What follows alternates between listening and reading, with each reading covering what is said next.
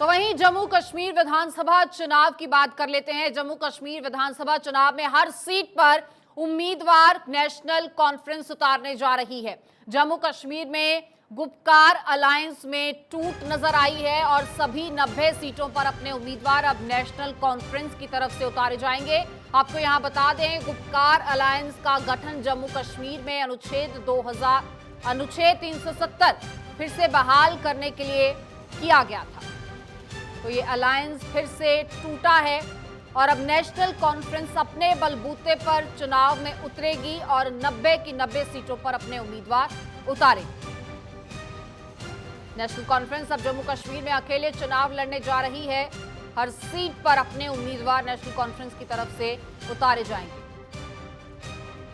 370 हटाए जाने पर ये एक गठबंधन के रूप में अलायंस सामने आया था, लेकिन अब अलायंस टूटा है। क्या कुछ कारण रहे सुरेंद्र अलायंस टूटने के, और अब कितनी बड़ी चुनौती होगी नेशनल कॉन्फ्रेंस के लिए अपने बलबूते पर चुनाव में उतरना और 90 उम्मीदवारों को उतारना? जी देखिए, ये एक बड़ी डेवलपमेंट हुई है। एक राजनीतिक घटनाक्रम जो है वो बड़ा तेजी से जम्मू कश्मीर में बदल रहे हैं। चूंकि जिस तरह से वोटिंग राइट के इशू को लेकर हम देख रहे थे कि लगभग तमाम जो राजनीतिक दल हैं, खास करके जो कश्मीर के राजनीतिक दल हैं, वो पूरी तरह से लामबंद हो रहे थे, एकजुट हो रहे थे इस पूरे मुद्दे पर।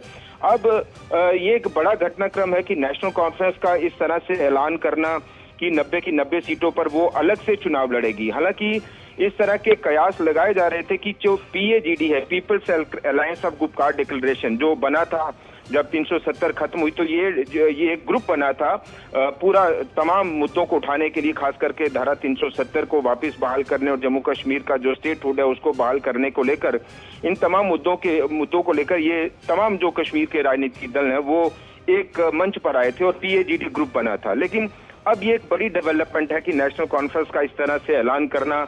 नेशनल कॉन्फ्रेंस की जो कश्मीर यूनिट है उसकी जो है वो बीते दिन एक बैठक हुई थी और उसमें नेशनल कॉन्फ्रेंस के तमाम नेताओं ने, वर्कर्स ने ये जो प्रस्ताव पारित किया और ये कहा कि 90 सीटों पर नेशनल कॉन्फ्रेंस जो है वो एक अकेले चुनाव लड़ेगी, अपने दम पर चुनाव लड़ेगी। तो पीएजीडी में को बांध कर रखना और पीएजीडी को चलाना, उसमें डॉक्टर फारूक अब्दुल्ला एक बहुत बड़ा कद, एक बहुत बड़ा चेहरा अब तक जो है वो देखे जा रहे थे। अब ये है कि उमर अब्दुल्ला जो वाइस प्रेसिडेंट है पार्टी के, उनकी सरबराही में, उनकी मौजूदगी में ये प्रस्ताव पारित होता है कश्मीर में, तो जाहिर सी बात है कि कहीं ना कहीं अब ये देखना होगा कि क्या डॉक्टर फारूक अब्दुल्ला इस प्रस्ताव को मंजूरी देते हैं।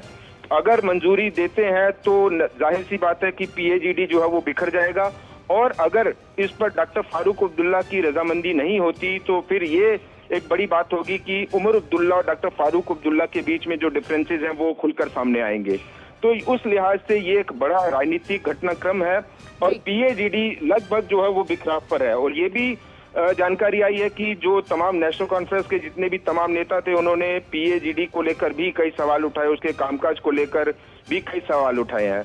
तो नेशनल कॉन्फ्रेंस के जो नेता हैं वो अपने आप पे ये मानते हैं कि नेशनल कॉन्फ्रेंस एक बड़ी पार्टी है, दूसरे पार्टियों को उनकी जरूरत हो सकती है, नेशनल कॉन्फ्रेंस को किसी दूसरे दल की जरूरत नहीं है, जिसमें पीडीपी है या और कुछ दल है। अलहदगी का क्या भुगतान वहां की स्थानीय पार्टियां भुगतती हैं? बहुत शुक्रिया आपका इस जानकारी के लिए।